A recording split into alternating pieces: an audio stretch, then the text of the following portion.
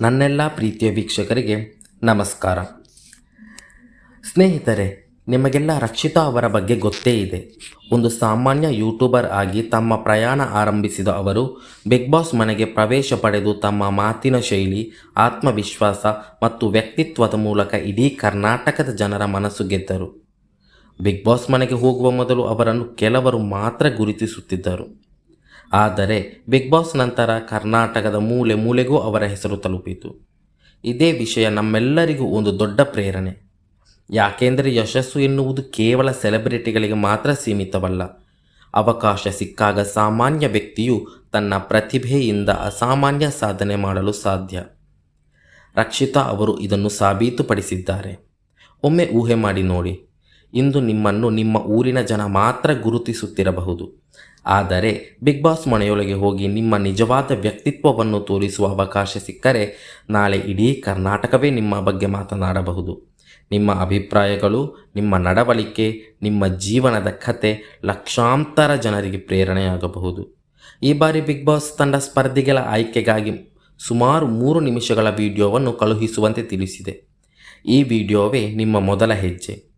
ಹಲವರು ನಾನು ಆಯ್ಕೆಯಾಗುವುದಿಲ್ಲ, ನನ್ನನ್ನು ಯಾರೂ ಗಮನಿಸುವುದಿಲ್ಲ, ನಾನು ಸಾಮಾನ್ಯ ವ್ಯಕ್ತಿ ಎಂದು ಯೋಚಿಸಿ ಪ್ರಯತ್ನವೇ ಮಾಡುವುದಿಲ್ಲ. ಆದರೆ ಒಂದು ವಿಷಯ ನೆನಪಿಟ್ಟುಕೊಳ್ಳಿ, ಪ್ರಯತ್ನ ಮಾಡದೇ ಇರುವವರಿಗೆ ಅವಕಾಶ ಸಿಗುವುದೇ ಇಲ್ಲ. ಪ್ರಯತ್ನ ಮಾಡಿದವರಲ್ಲಿ ಯಾರಿಗಾದರೂ ಅವಕಾಶ ಸಿಗಬಹುದು. ಉದಾಹರಣೆಗೆ, ಒಬ್ಬ ರೈತ ಕುಟುಂಬ ಹುಡುಗ ತನ್ನ ಜೀವನದ ಹೋರಾಟದ ಕಥೆಯನ್ನು ವಿಡಿಯೋದಲ್ಲಿ ಹೇಳಬಹುದು. ಒಂದು ಗೃಹಿಣಿ ತನ್ನ ಕುಟುಂಬಕ್ಕಾಗಿ ಮಾಡಿದ ತ್ಯಾಗಗಳ ಬಗ್ಗೆ ಮಾತನಾಡಬಹುದು. ಒಬ್ಬ ಆಟೋ ಚಾಲಕ ತನ್ನ ಕನಸುಗಳ ಬಗ್ಗೆ ಹಂಚಿಕೊಳ್ಳಬಹುದು.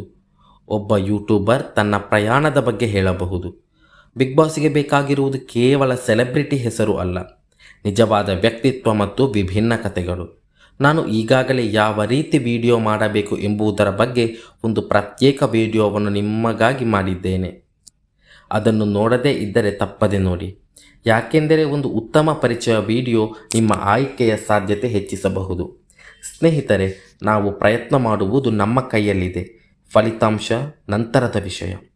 ಆದರೆ ಅವಕಾಶ ನಮ್ಮ ಮನೆ ಬಾಗಿಲು ತಟ್ಟಿದಾಗ ಅದನ್ನು ಬಳಸಿಕೊಳ್ಳುವುದು ನಮ್ಮ ಜವಾಬ್ದಾರಿ. ಇಂದು ನೀವು ಕಳುಹಿಸುವ ಒಂದು ಸಣ್ಣ 3 ನಿಮಿಷದ ವಿಡಿಯೋ ನಾಳೆ ನಿಮ್ಮ ಜೀವನವನ್ನೇ ಬದಲಾಯಿಸಬಹುದು.